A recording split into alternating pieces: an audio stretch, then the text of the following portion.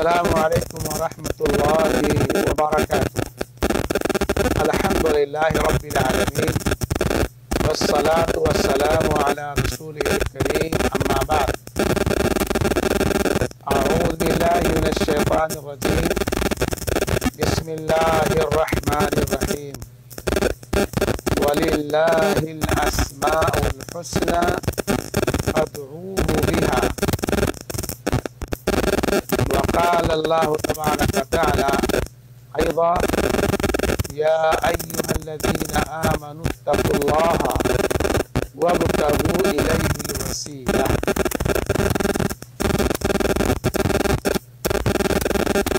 معزز سامعین و ناظرین، آج کے اس درس میں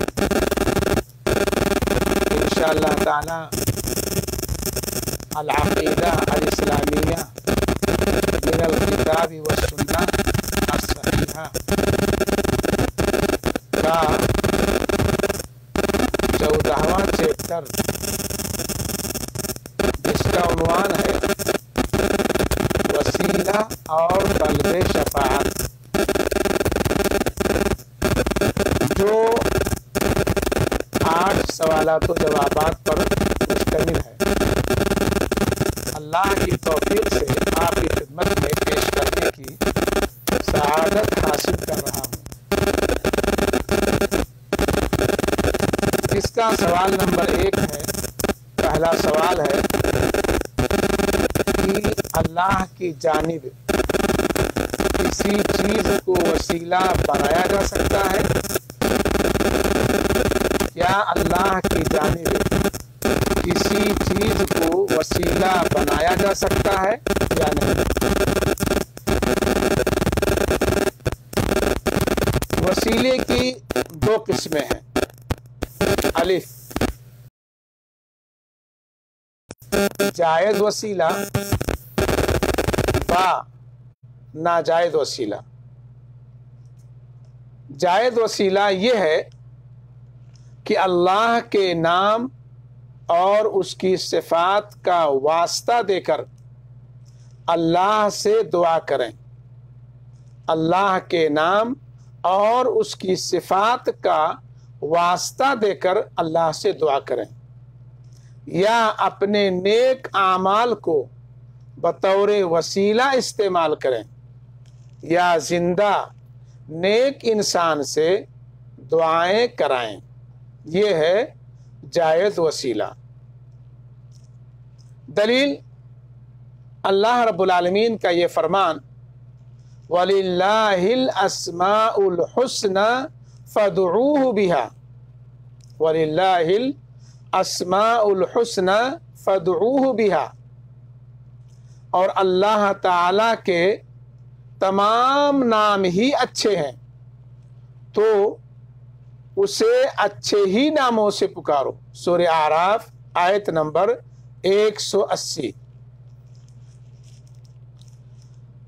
اسی طرح اللہ رب العالمین نے سورہ مائدہ آیت نمبر 35 میں ارشاد فرمایا: یا ایھا الذین آمنوا اتقوا اللہ وابتغوا الیہ الوسیلہ۔ ایمان والو، اللہ سے ڈرو اور اس کی جناب میں باریابی کا وسیلہ تلاش کرو۔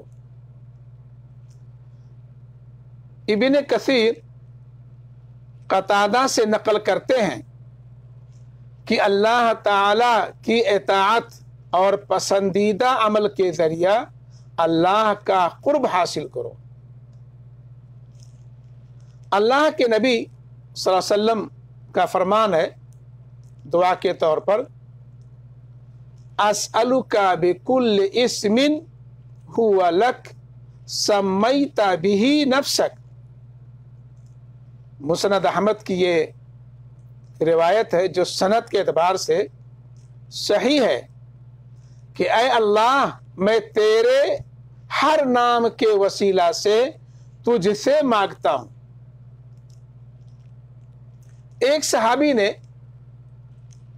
جنت میں آپ صلی اللہ علیہ وسلم کے ساتھ رہنے کا سوال کیا تو آپ صلی اللہ علیہ وسلم نے فرمایا اعنی علی نفسی کا بکثرت السجود،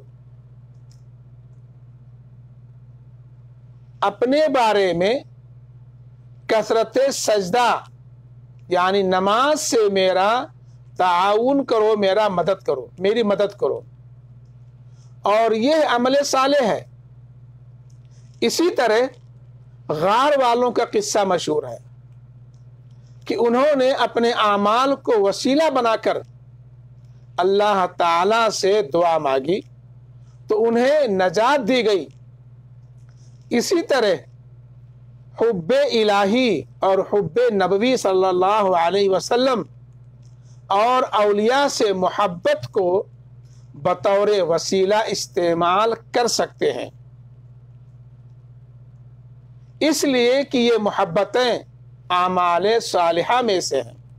مثلا ہم کہیں اللہم بحبک لرسولک وأولیائک انصرنا وبحبنا لرسولک وأولیائک اشفنا. اے اللہ، اپنے رسول اور محبوب بندوں سے اپنی محبت کے وسیلے سے ہماری مدد فرما، اور تیرے رسول اور محبوب بندوں سے ہماری محبت کے وسیلے سے ہمیں شفا عطا فرما. تو ہم نے جان لیا کہ جائز وسیلے کیا ہیں. اب آئیے ہم دیکھتے ہیں ممنوع وسیلے کیا ہیں، یعنی ناجائز وسیلہ. جیسے مردوں کو پکارنا، فوت شدہ کو پکارنا، انہیں حاجت روا سمجھنا جیسا کہ آج کل ہو رہا ہے، اور یہ شرک اکبر کی قسم سے ہے. دلیل اللہ رب العالمین کا یہ فرمان وَلَا تَدْعُ مِن دُونِ اللَّهِ مَا لَا يَنفَعُكَ وَلَا يَضُرُّكَ فَإِن فَعَلْتَ فَإِنَّكَ إِذًا مِنَ الظَّالِمِينَ. اور اللہ کو چھوڑ کر کسی ایسی ہستی کو نہ پکار جو تجھے نہ فائدہ پہنچا سکتی ہے نہ نقصان. اگر تو ایسا کرے گا تو ظالموں میں سے ہوگا، یعنی مشرکین میں سے ہوگا. سورہ یونس آیت نمبر 106. رسول اللہ صلی اللہ علیہ وسلم کے مقام و جاہ کو وسیلہ بنانا یہ بھی ممنوع وسیلہ میں سے ہے، یعنی ناجائز وسیلوں میں سے ہے. مثلا یہ کہنا کہ اے اللہ مجھے محمد صلی اللہ علیہ وسلم کے جاہ سے شفا دے، بدعت ہے. اس لیے کہ صحابہ کرام نے ایسا نہیں کیا، بلکہ عمر رضی اللہ تعالی عنہ نے بحالت حیات حضرت عباس رضی اللہ تعالی عنہ کی دعا کا وسیلہ بنایا. وفات کے بعد رسول اللہ صلی اللہ علیہ وسلم کو وسیلہ نہیں بنایا. بعض اوقات اس طرح کا وسیلہ انسان کو شرک تک پہنچا دیتا ہے، اور یہ ایسی صورت میں ہوگا جب یہ اعتقاد رکھا جائے کہ اللہ تعالی بھی افسران بالا اور حکام دنیا کے مانند کسی انسان کے واسطہ کا محتاج ہے، کیونکہ ایسا کرنے سے خالق کی مخلوق سے تشبیہ لازم آتی ہے جو شرک ہے.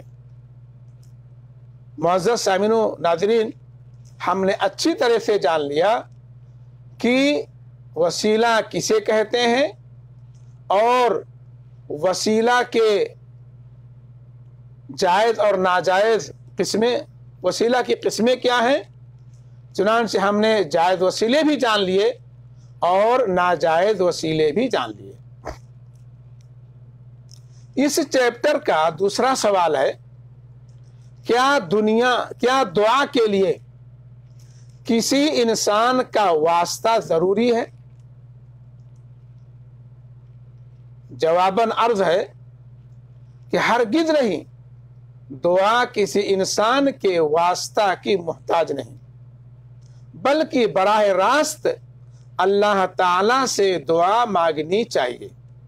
دلیل سورہ بقرہ آیت نمبر 186، وَإِذَا سَأَلَكَ عِبَادِي عَنِّي فَإِنِّي قَرِيب۔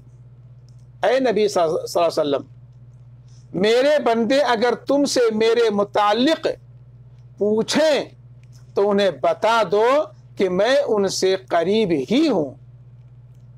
مسلم شریف میں ہے کہ اللہ کے نبی صلی اللہ علیہ وسلم نے ارشاد فرمایا، انکم تدعون سمیعا قریبا وہو معکم۔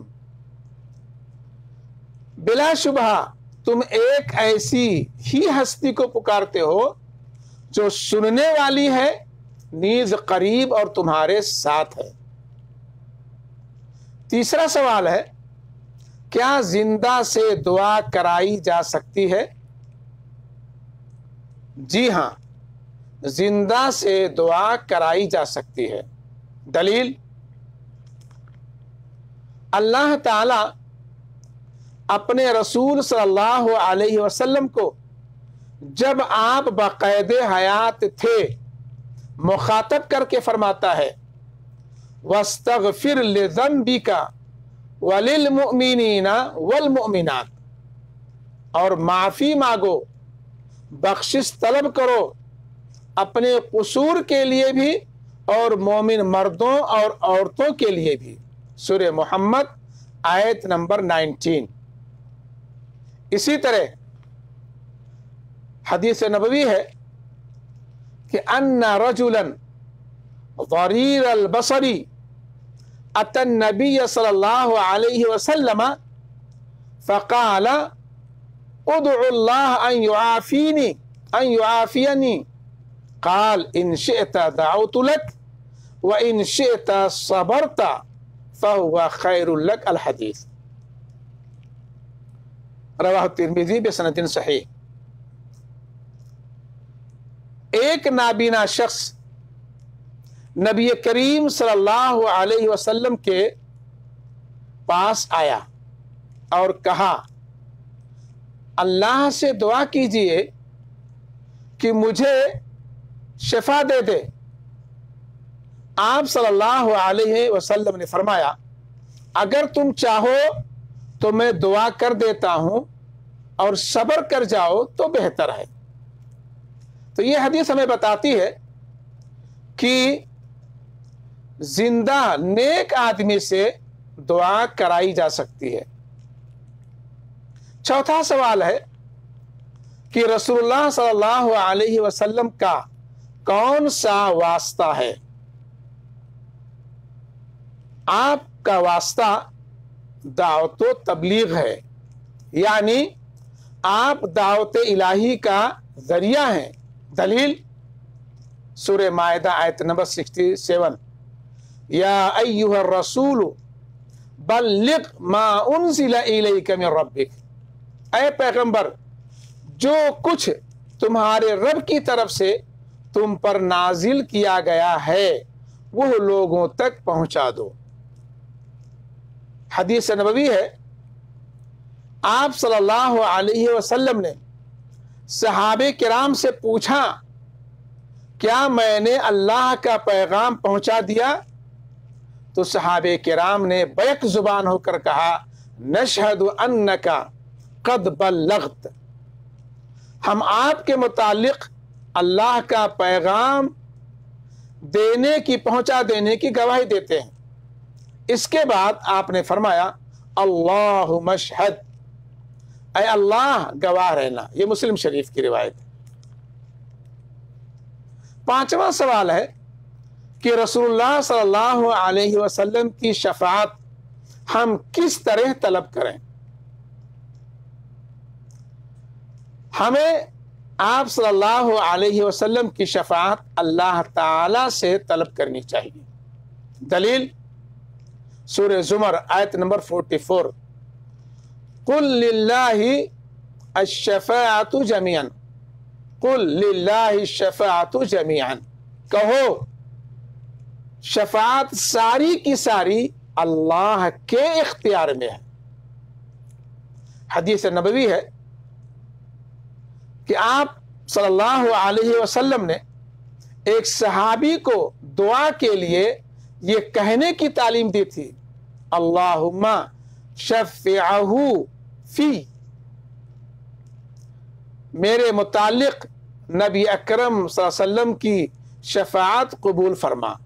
یہ ترمذی شریف کی روایت ہے اور امام ترمذی رحمہ اللہ نے اسے حسن صحیح کہا ہے۔ اسی طرح ایک اور حدیث پاک ہے کہ آپ صلی اللہ علیہ وسلم نے فرمایا، مسلم شریف کی ہے، انی اختبأت دعوتی شفاعتا یوم القیامہ من مات من امتی لا یشرک باللہ شیئا، رواہ مسلم۔ میں اپنی دعائے مستجاب کو قیامت کے دن امت کے ہر اس فرد بشر کی شفاعت کے لیے رکھ چھوڑی ہے جو اللہ کے ساتھ شرک نہ کرنے کی حالت میں مرا ہوگا۔ سوال نمبر 6 ہے، کیا زندہ سے سفارش کرائی جا سکتی ہے؟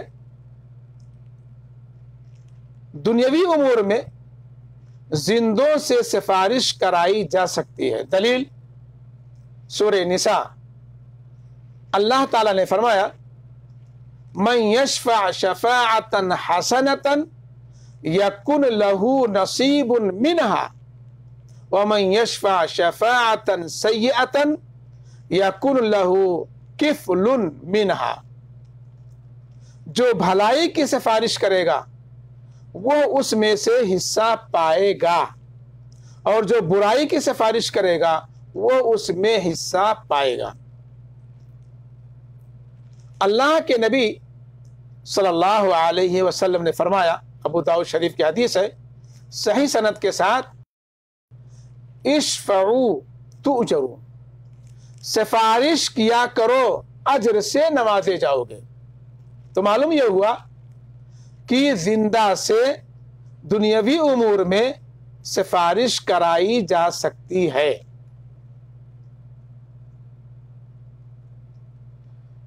ساتواں سوال ہے کہ نعت رسول میں مبالغہ آمیزی کا کیا حکم ہے؟ مبالغہ آمیزی اور غلو ہرگز جائز نہیں ہے۔ دلیل اللہ رب العالمین کا یہ فرمان، قل انما انا بشر مثلکم یوحی الی انما الہکم الہ واحد، اے محمد صلی اللہ علیہ وسلم کہو میں تو تم ہی جیسا ایک انسان ہوں، میری طرف وحی کی جاتی ہے تمہارا معبود صرف ایک ہی معبود ہے۔ سورہ کہف آیت نمبر 110۔ حدیث نبوی ہے، آپ صلی اللہ علیہ وسلم نے فرمایا، لا تطرونی کما اطرت النصارى عیسی ابن مریم فانما انا عبد فقولوا عبد اللہ ورسولہ، مجھے میرے مقام سے مت بڑھاؤ جیسا کہ نصارہ نے حضرت عیسیٰ علیہ السلام کو ان کے مقام سے ہٹا دیا، میں صرف بندہ ہوں اللہ کا، اور مجھے اللہ کا بندہ اور اس کا رسول کہو۔ 8واں سوال ہے کہ سب سے پہلے اللہ نے کسے پیدا کیا؟ انسانوں میں سب سے پہلے آدم علیہ السلام کو، چیزوں میں پانی کو، عرش کو، پھر قلم کو پیدا کیا۔ دلیل اللہ رب العالمین کا یہ فرمان، اذ قال ربک للملائکۃ انی خالق بشرا من طین، سورہ صاد آیت نمبر 71 نمبر، کہ جب تیرے رب نے فرشتوں سے کہا میں مٹی سے ایک بشر بنانے والا ہوں، حدیث نبی صلی اللہ علیہ وسلم ہے کلکم بنو آدم و آدم خلق من تراب رواہ البزار بسند صحیح۔ امام البانی رحمہ اللہ نے اسے صحیح قرار دیا ہے کہ تم سب آدم علیہ السلام کی اولاد ہو، اور آدم علیہ السلام کی تخلیق مٹی سے ہوئی ہے۔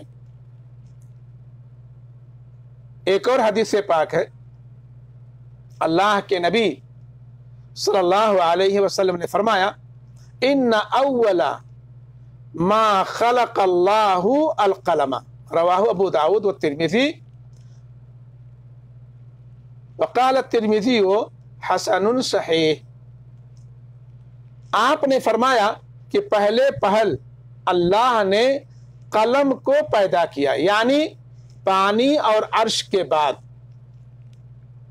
اور یہ حدیث کہ اول ما خلق اللہ نور نبی کا یا جابر، کہ اے جابر اللہ تعالیٰ نے سب سے پہلے نبی کریم صلی اللہ علیہ وسلم کے نور کو پیدا کیا، سراسر جھوٹی اور موضوع ہے۔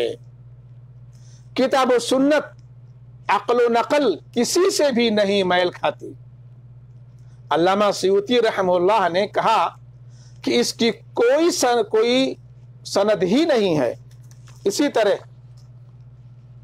مغرب کے فقیہ و محدث جن کی وفات 1960 عیسوی میں ہوئی، شیخ احمد بن صدیق الغماری الحسنی رحمہ اللہ نے فرمایا کہ یہ موضوع من گھڑت ہے۔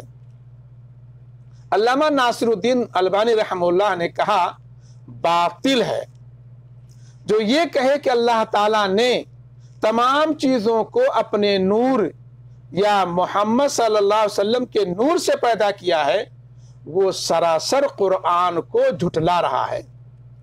قرآن تو اس بات کی صراحت کرتا ہے کہ اللہ تعالیٰ نے آدم علیہ السلام کو مٹی سے اور شیطان کو آگ سے پیدا کیا۔ تو یہ معزز سامعین و ناظرین، یہ اس کتاب کا 14واں چیپٹر تھا جو میں نے سوال و جواب کے انداز میں آپ کے سامنے پیش کر دیا۔ اللہ رب العالمین سے دعا ہے کہ اللہ تعالی ہمیں صحیح العقیدہ بنائے، شرک بدعت و خرافات سے بچائے، دنیا اور آخرت میں کامیاب کرے۔ ربنا آتنا فی الدنیا حسنہ وفی الآخرۃ حسنہ وقنا عذاب النار۔ صلی اللہ علی خیر خلقہ وآلہ وصحبہ اجمعین برحمتک یا ارحم الراحمین۔ والسلام علیکم ورحمۃ اللہ وبرکاتہ۔